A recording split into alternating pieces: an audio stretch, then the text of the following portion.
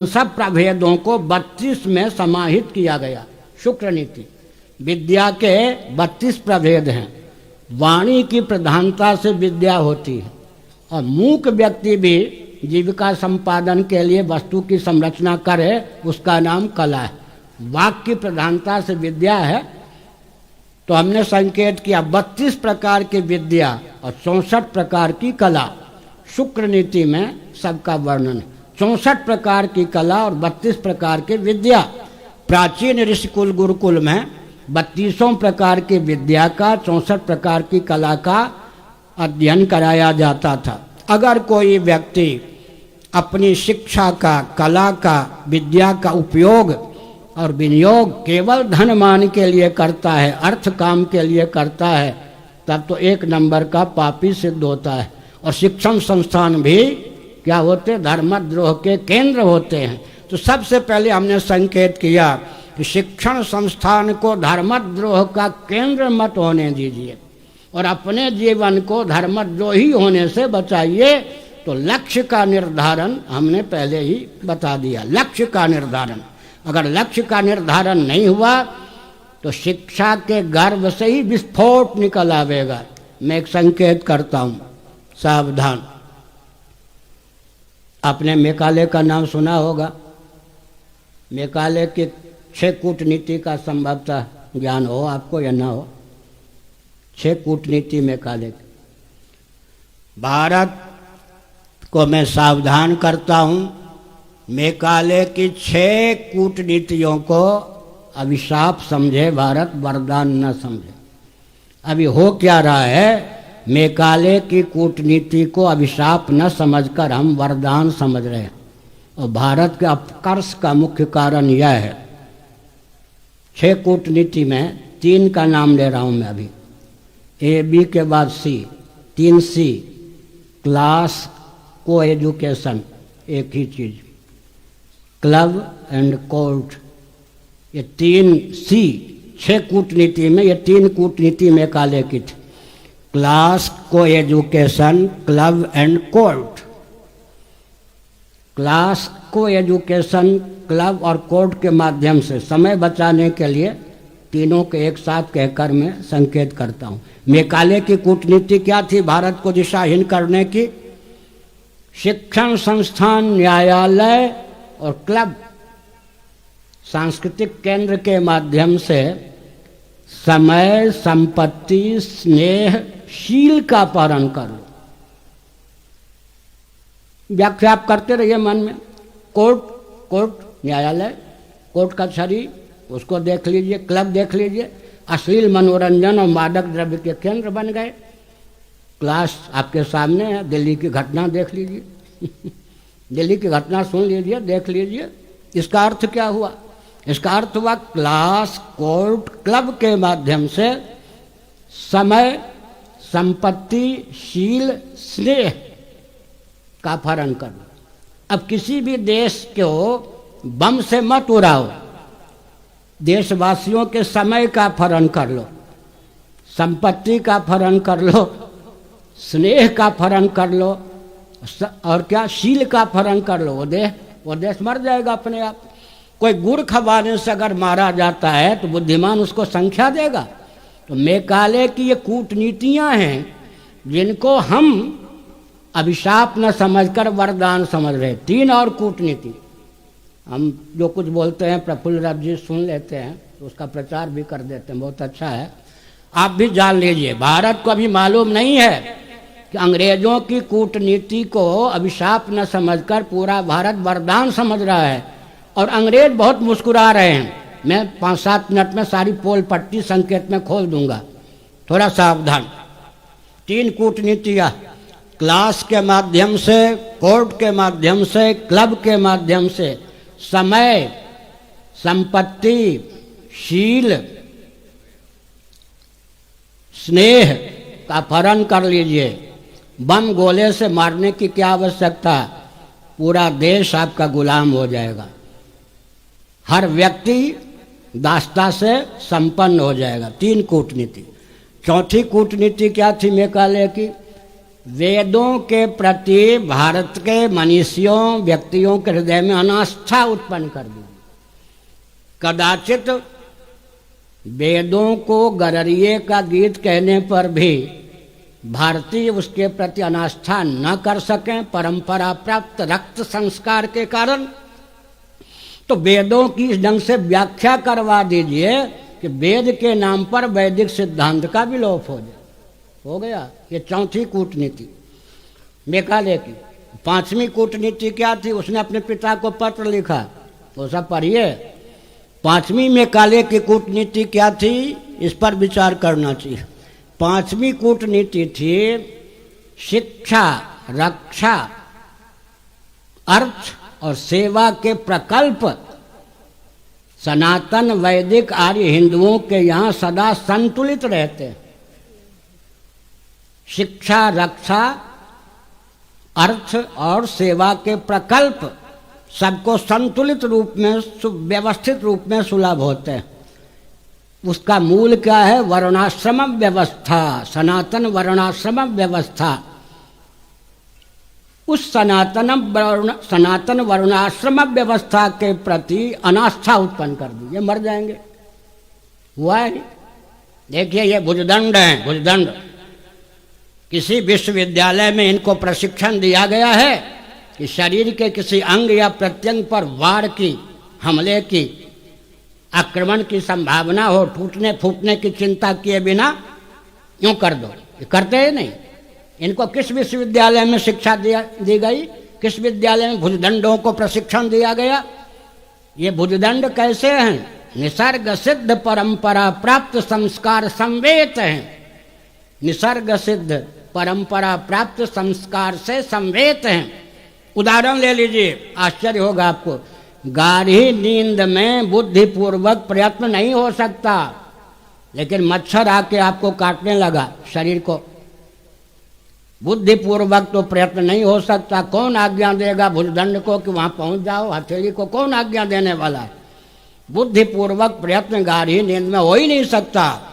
लेकिन निसर्ग सिद्ध परंपरा प्राप्त संस्कार संवेत या भुजदंड वहां पहुंचता है, और हथेली के चपेट में अगर मच्छर आ जाए तो मर जाता है। मच्छर चंपत हो जाए, भगने में समर्थ हो जाए तो नाखून से वहां कुचला लेते हैं। इसका अर्थ क्या है? तो हमने एक संकेत किया। क्या संकेत किया सज्जनों? संकेत यह किया कि वर्णाश्रम व्यवस्था जो इनको अजेय बनाए हुए है, मेधा शक्ति, रक्षा शक्ति, वाणिज्य शक्ति, श्रम शक्ति का प्रकल्प दार्शनिक, वैज्ञानिक, व्यावहारिक धरातल पर जितना सुव्यवस्थित भारत को प्राप्त है था, उतना किसी को नहीं। उसके प्रति अनास्था उत्पन्न कर दो। और छठी कूटनीति मेकाले की क्या थी? जगत गुरुओं से भारत को भर दो। ईस्वी सन से 507 वर्ष पूर्व भगवत पाद शंकराचार्य महाभाग का आविर्भाव हुआ। उस समय मोहम्मद साहब, ईसा मसीह जी का नाम भी नहीं था, कोई अवतार की जन्म की बात ही नहीं थी। सार्वभौम जगत गुरु के रूप में शंकराचार्य विश्व में माने जाते थे। भारत को जगत गुरुओं से, धर्माचार्यों से भर दो। इतने पंथ खड़ा कर दो भारत में कि हर ओर से आवे हम धर्माचार्य, हम जगत गुरु, हम संत। तो क्या होगा? धार्मिक नेतृत्व उनको सुव्यवस्थित ढंग से प्राप्त नहीं होगा। अपने आप ये कहाँ जाएंगे? रसातल में। मैं संकेत करता हूँ। अभी एक सज्जन आए थे, मैंने उनको यह कहा एकांत में, कहाँ का? प्रयाग में। उन्होंने कहा मुझे तो, मेरी तो आंखें बंद थी, खुल गई। मैं दो चार तथ्य की ओर ध्यान देता हूँ और दिलाता हूँ। सुनिए, इस 21वीं शताब्दी में, 21वीं शताब्दी जो हम कहते हैं तो अंग्रेजों की दी हुई है या हमारी दी हुई है? अंग्रेजों की ना। 21वीं शताब्दी किसकी दी हुई है? इस 21वीं शताब्दी में जिस अमेरिका, ब्रिटेन को सर्वोत्कृष्ट समृद्धि आदि की दृष्टि से, विज्ञान की दृष्टि से, महायंत्रों की दृष्टि से हम राष्ट्र मानते हैं, अगर उसकी दृष्टि में इस 21वीं शताब्दी में अंग्रेजों की दृष्टि में, अमेरिका, ब्रिटेन आदि की दृष्टि में राजगद्दी के महत्व लुप्त हो गए, उन अंग्रेजों से पूछिए कि तुम अपने यहाँ राजगद्दी क्यों थोपे हुए हो। राजतंत्र उनके यहाँ है या नहीं? विक्टोरिया से भी अधिक समय से एलिजाबेथ शासन कर रही है या नहीं? अब समझ गए? अपने यहाँ हमारे ग्रंथों की विशेषता को अपने यहाँ अंग्रेज अपनाए हुए हैं और हमारे यहाँ तोड़ दिए। दूसरी बात ले लीजिए, इस 21वीं शताब्दी में अगर धर्मगुरु की, पथ प्रदर्शक की, आध्यात्मिक मनीषी की, आध्यात्मिक मार्गदर्शक की उपयोगिता लद गई, शेष नहीं रह गई, तुम अपने यहाँ पोप को क्यों पाले हुए हो? अपने यहाँ पोप जी की गद्दी पाले हुए हैं। पोप जी का अर्थ क्या होता है? उनके रिलीजन का सर्वोत्कृष्ट गुरु ही नहीं, राष्ट्राध्यक्ष और सेनाध्यक्ष भी। बौद्धों से पूछिए, जिस भारत में तिब्बत को छोड़ने के बाद लगभग 50 वर्षों से मान्य दलाई लामा जी रह रहे हैं, भारत उनका सम्मान करता है या नहीं? केंद्र या प्रांत में कोई भी शासन तंत्र आवे या साझे की सरकार आवे, दलाई लामा जी को तीनों पद प्राप्त है या नहीं? बौद्ध जगत के धर्मगुरु भी हैं, राष्ट्राध्यक्ष भी हैं, सेनाध्यक्ष भी हैं। अगर 21वीं शताब्दी में पोप जी की उपयोगिता लद गई, ऐसा कह सकते हैं? बिल्कुल नहीं। 21वीं शताब्दी में पोप जी की उपयोगिता बनी हुई है तो शंकराचार्य की उपयोगिता लद गई। छलबल डंके की चोर से अपने परंपरा प्राप्त जो आचार्य थे उनके प्रति अनास्था उत्पन्न कर दी गई भारत में। इसलिए सज्जनों, हमने संकेत किया, आप खूब प्रशिक्षण दीजिए, शिक्षित बनाइए, योग्य बनाइए, ठीक है। जहाँ तक उड़ान भरना चाहें दीजिए, लेकिन थोड़ा ध्यान रखिए उनकी कूटनीति को, उनके द्वारा प्राप्त अभिशाप को कहीं वरदान न समझना, यह आवश्यक है। और जितने प्रकल्प विश्व में हैं, मैंने संकेत कर दिया, वो सब कम्युनिज्म को लेकर हैं, देह को आत्मा मान करके हैं। और अगर आप देह को आत्मा मानते हैं तो श्राद्ध में आपकी आस्था रह जाएगी क्या? तर्पण में आस्था रह जाएगी क्या? यज्ञ में आपकी आस्था रह जाएगी क्या? तो शिक्षित व्यक्ति कहीं कम्युनिज्म के चपेट में आकर के देहात्मवादी ना हो जाए, इसकी संभावना अधिक है। इस पर थोड़ा विचार कीजिए और वेद विज्ञान के महत्व को समझिए। फिर मैं संकेत करता हूँ, कम से कम एक विभाग बनाइए, एक विभाग विद्यालय में बनाइए जिसमें वैदिक वाङ्मय पर अनुसंधान हो। भारत के मान्य संस्कृत के विद्वानों को भारत में सम्मान नहीं है, नासा उनको बुला रहा, ध्यान है? नासा, मैंने जो कहा व्यंग में नहीं कहा। कल कर्मकांड और उपासना कांड और संस्कृत, उड़िया, हिंदी की शिक्षा देने अंग्रेज आएंगे, ये संभावना इसलिए है, नासा हमारे महत्व को जानता है। मैं 1-2 उदाहरण देता हूँ। क्यों जी? अंतरिक्ष जो है वो अंग्रेजी को पहचानता है या किस भाषा? संस्कृत। समुद्र जो है वो तारीख को पहचानते या तिथि को? ज्वार भाटे जो आते हैं पूर्णिमा आदि तिथि के अनुसार आते। मधुमक्खियों के यहाँ उनकी जाति बिरादरी के व्यक्ति जब मार दिए जाते हैं तब जो शोक सभा होती है वो 13वें दिन होती है, वो तिथि को पहचानती हैं मधुमक्खियाँ या तारीख को? बिल्कुल तिथि को पहचानती हैं। अंतरिक्ष विज्ञान तिथि के हिसाब से, अंतरिक्ष यान अगर तिथि के हिसाब से भेजे जाएं सफल रहते हैं, नहीं तो असफल हो जाते हैं। पृथ्वी किस भाषा को जानती है, पृथ्वी किस सिद्धांत के आधार पर बनी है, और पृथ्वी का संचालन किस सिद्धांत के आधार पर होता है।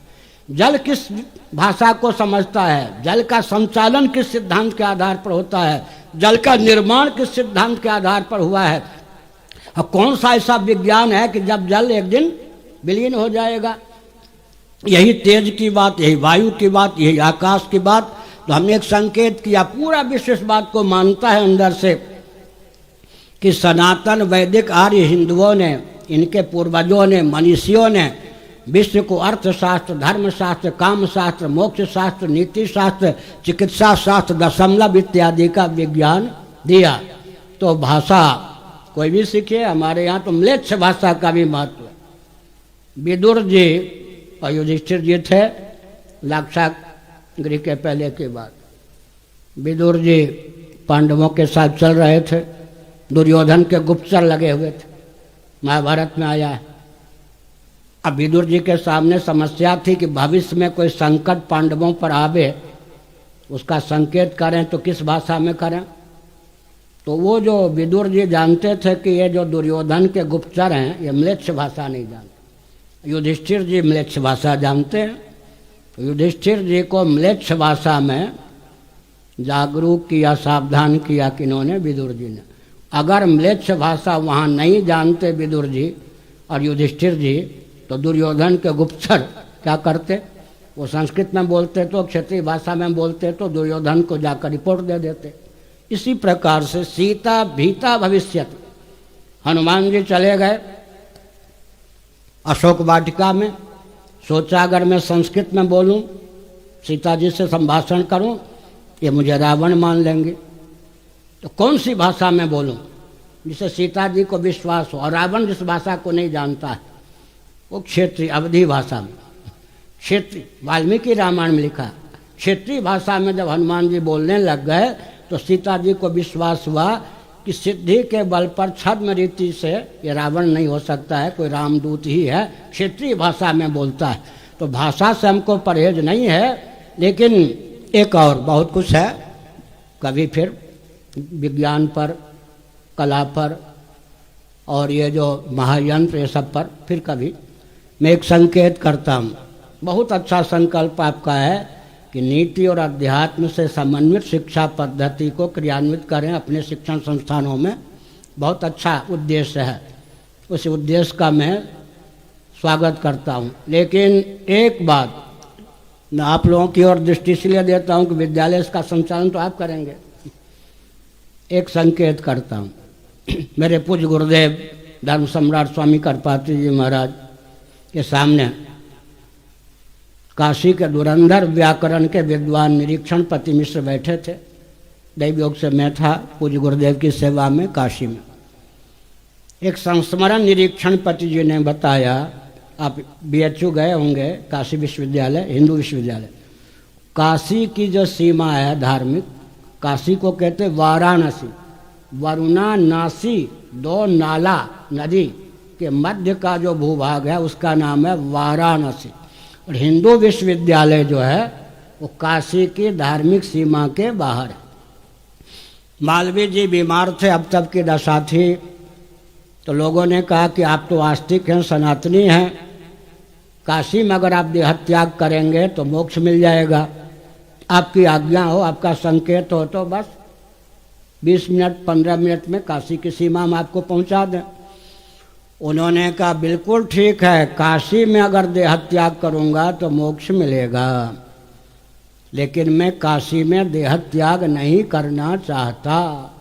आश्चर्य हो गया, काशी के महत्व को जानते हुए भी, काशी के समीप विश्वविद्यालय में रहते हुए भी, मरणासन्न होते हुए भी आखिर काशी की सीमा में पहुंचकर देहत्याग क्यों नहीं करना चाहते। प्रफुल्ल जी सुन रहे, मालवीय जी ने क्या कहा मालूम है, मैंने जो इस विश्वविद्यालय की रचना की थी, हिंदू विश्वविद्यालय का शिलान्यास किया, दरभंगा नरेश ब्राह्मण थे, बहुत धन दिया, काशी के नरेश ने भूमि दी, और भिक्षा मांग मांग करके मैंने इस विश्वविद्यालय को खड़ा किया। मेरा लक्ष्य था कणाद, कपिल, गौतम, पतंजलि, जैमिन, व्यास यहाँ से निकलेंगे शिक्षण संस्थान से। मालवीय जी के शब्द, पहले बैच में कम्युनिस्ट निकल आए, क्या कहते हैं, विनायक बनाने चले, गणेश जी बन गया बंदर, विनायक कोई बनाने चले बन जाए बंदर। कणाद निकले विश्वविद्यालय से, इस भावना से विश्वविद्यालय का शिलान्यास किया गया, निकल आए पहले बैच में कम्युनिस्ट। इस वेदना को लेकर अब मैं क्या फिसल चुका हूं। अब सारे प्रकल्पों को, सारी योजना को निरस्त कर दूं तो पागल गिना जाऊं, अब मेरे बस की बात नहीं। इसलिए काशी की सीमा में अगर देहत्याग करूंगा तो मुक्त हो जाऊंगा, फिर जन्म नहीं होगा।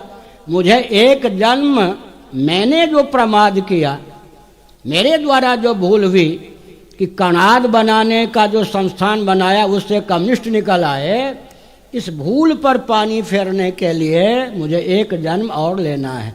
इसका अर्थ क्या था उसका अर्थ ये था कि मिश्रण की जो पद्धति है, 2-3 प्रकार की शिक्षा पद्धति हो गई ना।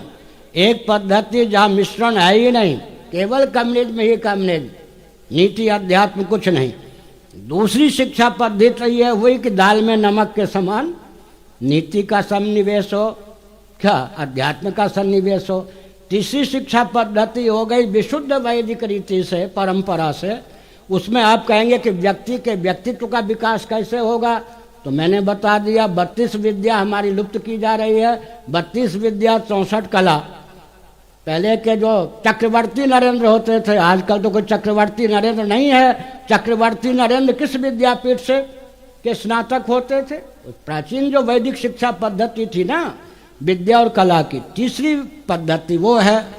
तो हमने एक संकेत किया सज्जनों, संकेत ये किया कि सचमुच में अब तक मैंने जो कुछ कहा उसका अभिप्राय यह है, अर्थ और काम चाहिए, लेकिन यह चरम पुरुषार्थ नहीं। अंत में जीव का जो चरम लक्ष्य है उसकी पूर्ति में शिक्षा सहयोगी बने, इस ढंग की बात होनी चाहिए। और अंत में मुझे तो बहुत कष्ट होता है, भावी पीढ़ी भारत की खरीद ली गई। इधर आपका ध्यान जाता है या नहीं? नहीं जा रहा। जाता तो प्रधानमंत्री जी का भी ध्यान नहीं है, न राष्ट्रपति का ध्यान है, न राष्ट्रपति जी का ध्यान है, न प्रधानमंत्री जी का। शिक्षा मंत्री ऐसे तो कुछ है ही नहीं भारत में, जो है उनका तो कोई इधर से लेने देना नहीं। हमने एक संकेत किया, किधर ध्यान नहीं जा रहा। हमारी भावी पीढ़ी खरीद ली गई, बुरा ना माने। जिस प्रकार की शिक्षा होगी उसी प्रकार की समझ होगी या नहीं, उसी प्रकार का चिंतन होगा या नहीं, उसी प्रकार का संकल्प होगा या नहीं। मैं उदाहरण देता हूँ, आपको स्वप्न आता होगा। मन में जो संस्कार या वासना हैं उनको छोड़ के, उनका अतिक्रमण करके कोई स्वप्न हो सकता है, कोई घटना घट सकती है। तो व्यक्ति के मस्तिष्क, मन बुद्धि चित्त अहंकार ज्ञानेन्द्रिय कर्मेंद्रिय, इन सब का निर्माण शिक्षा के द्वारा होता है। शिक्षा पद्धति में अगर दिशाहीनता आ गई तो समझ लीजिए वो देश दिशाहीन हो गया। तो जो शिक्षा पद्धति भारत में क्रियान्वित की गई है, क्योंकि मैं बुरा न माने और अब सच्ची बात है, कम से कम इस अवस्था में भी 6 घंटे तो मैं कंप्यूटर पर होता हूँ रोज। 7 घंटे तो कम से कम मेरा रोज का अध्ययन अभी भी है। ऐसा मत समझिए कि विद्या से मैं दूर हूँ या भूतपूर्व विद्वान। 7 घंटे का तो मेरा नित्य का अध्ययन एवरेज औसतन नित्य का है 7 घंटे। इसलिए मैं संकेत करना चाहता हूँ, निंदा में मेरा तात्पर्य नहीं, उपहास में तात्पर्य नहीं है। एक इंजीनियर को ला कर रख दीजिए, वर्तमान ढंग से जो इंजीनियर बने हैं, वर्तमान ढंग से जो इंजीनियर बने हैं, उनका मस्तिष्क क्या है मालूम है? परसेंटेज पर काम करता है, प्रतिशत पर। उदाहरण दे देता हूँ, किसी एक व्यक्ति के जीवन में 5-6 लीटर रक्त हो तो वो जीवन स्वस्थ माना जाता है। अब अगर कोई व्यक्ति कह दे 2.5 लीटर नहीं, आधा लीटर रहने दो रक्त, बाकी ले लो, तो व्यक्ति मरा हुआ सा होगा या नहीं? आजकल जो इंजीनियरिंग की शिक्षा है उसमें त्रुटि क्या है? वो परसेंटेज पर, प्रतिशत पर मस्तिष्क काम करता है। गंगा जी कहे 10% जल छोड़ दो, 90% ले लो, समझ गए ना? ऐसे ही सब जगह। तो ये जो परसेंटेज पर काम करने वाला इंजीनियरों का मस्तिष्क है, समझ गए, ये राष्ट्र के लिए अभिशाप हो जाएगा। एक एक में क्या गिना, हर विभाग। इसलिए मेरे पास विशाल अध्ययन है, 1 लाख घंटे तक कोई विचार विमर्श करे तो अभी मस्तिष्क थकेगा नहीं। उतना मार्गदर्शन भगवत कृपा से, गुरुओं की कृपा से दे सकता हूँ। वर्तमान जितने विज्ञान हैं वो विस्फोटक इसलिए बन गए कि वैदिक विज्ञान से, वेद विहीन विज्ञान से करोड़ों किलोमीटर दूर चले गए। अधिक क्या मैं गणित को लेकर कह दूं, शून्य को अभाव मान लिया, सारे गणित फेल हो गए, विफल हो गए, गणित दिशाहीन हो गया। इसलिए जब गणित ही दिशाहीन हो गया तो जितने यंत्र बनते हैं, जितने वैज्ञानिक आविष्कार होते, सब दिशाहीन हैं। एक ही उदाहरण दे देता हूँ, पूरा विश्व मिलकर, भौतिक तंत्र मिलकर, वेद विहीन विज्ञान के जानकार जितने हैं, विकास को परिभाषित नहीं कर सकते। विकास को क्रियान्वित करेंगे तो विकास के गर्भ से विनाश निकल आएगा। पृथ्वी, पानी, प्रकाश, पवन ऊर्जा के आस्तिक नास्तिक वैसम्मत स्रोत हैं। इनको विकृत और विलुप्त किए बिना या इनको विकृत किए बिना, दूषित किए बिना, क्षुब्ध किए बिना वर्तमान विकास को परिभाषित ही नहीं कर सकते। तो मैं बहुत विस्तार पूर्वक इस विषय पर बोल सकता हूँ, लिख सकता हूँ, लिखा भी है संक्षेप में। पूरा जितना आधुनिक विज्ञान हमको पश्चिम की ओर से आया है, सब में विस्फोट है। एक उदाहरण देकर मैं प्रवचन को विराम देता हूँ। स्टैम्प, मोहर जानते ना, मोहर के अक्षर उल्टे होते या नहीं, परिणाम सीधा होता है या नहीं? स्टैम्प सब परिणाम सिद्ध। अब कोई कहे कि किस पागल ने उल्टे अक्षर जड़ दिए, तो सीधे कर दे, परिणाम क्या होगा? सब विपरीत होगा या नहीं? इसी प्रकार से आजकल जितने विज्ञान हैं, एक एक ले लीजिए, वेद विहीन विज्ञान, वो विज्ञान विकास को लक्ष्य बनाकर चलते हैं या नहीं? उनके गर्भ से विनाश निकलता है। हर विभाग में देख लीजिए विस्फोट विस्फोट विस्फोट। इसलिए अंत में कितनी चिड़िया उड़े आकाश, चारा है धरती के पास, नभो मंडल में ऊंचाई तक पक्षी उड़ान भर ले, लेकिन जब उसे भूख का, प्यास का, थकान का अनुभव